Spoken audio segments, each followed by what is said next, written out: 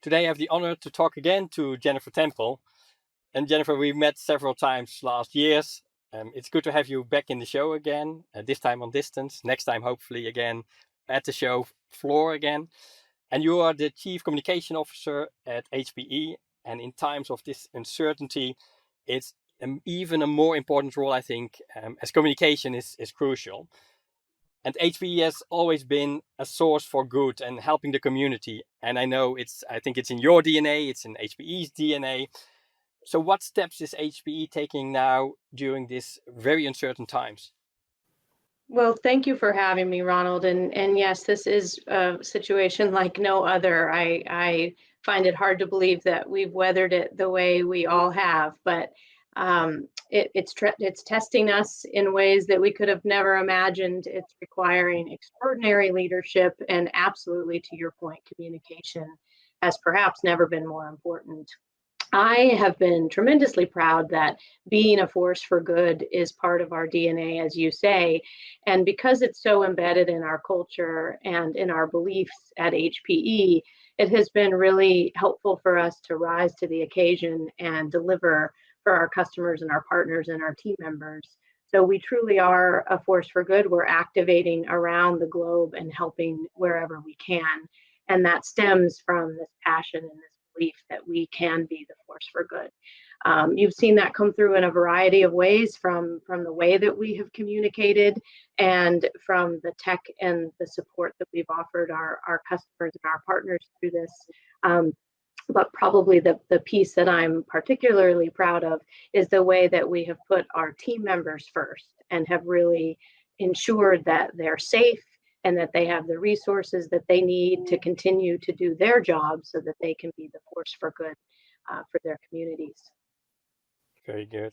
And then during this crisis, the prioritization is key as well. What are HPE's priorities and how do you help others? Yeah, well, I mentioned we start with taking care of our team members. So from day one, we have really made it a priority to make sure our teams know that they should work from home until they hear otherwise. And so we've been leaning into having frequent communications with our teams. Our CEO, Antonio, has held weekly all team member meetings with our team members to assure them that we're focused on the right things and to communicate. We've learned through this that our team members actually expect their employer to be the source of information, almost more so than any other place where they're seeking information. So that's a huge responsibility for us, and we don't take it lightly. So we've been leaning into frequent conversations with our teams.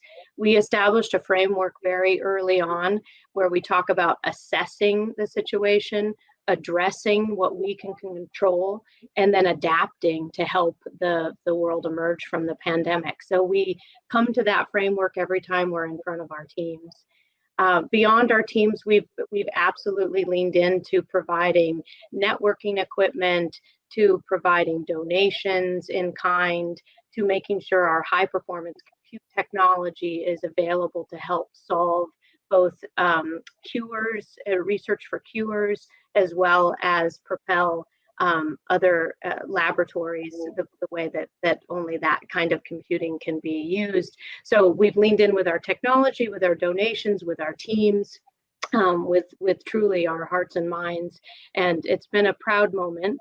The other thing that's been a guide for us, though, is that we want to be helpful or we want to be quiet. So in some cases, we've been really conscious to not take up airwaves if we don't have something specific to address a need or to be a part of a conversation that's deserving. We'd rather have the information come from the sources where people really need to hear it. So we've leaned in, we're as helpful as we can be to our communities, but we also know that sometimes we need to be quiet so that the needed information from other sources can come to our team members and to our customers.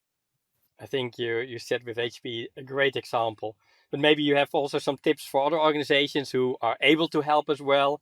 What can they do? Yeah, one of the things that's been really a great reminder for me is that having a strong culture in the face of a crisis or a pandemic is really our guide. So knowing what we believe in, we believe in being a force for good. We believe in accelerating what's next. We believe in being bold. We believe in the power of yes, we can. And so as HPE, those values have helped guide through a really uncertain time. So I think for others, my advice is to really be grounded in what you stand for and what you believe. I think having strong leadership that is convicted about communicating frequently and having a framework to get through decision making is absolutely important. And I think understanding the role of frequent and timely communications and knowing when to communicate and when to stand down and be quiet is really important. We have the power to mobilize people, we have the power to inform people, and we have the power to have people feel a connectedness and a sense of pride through even the most uncertain times. Jennifer, it was great catching up again, virtually this time. Next time we're going to do it face to face again. Thanks for sharing how HPE is helping in this very turbulent time. And for the audience, thank you for watching and hope to see you next time.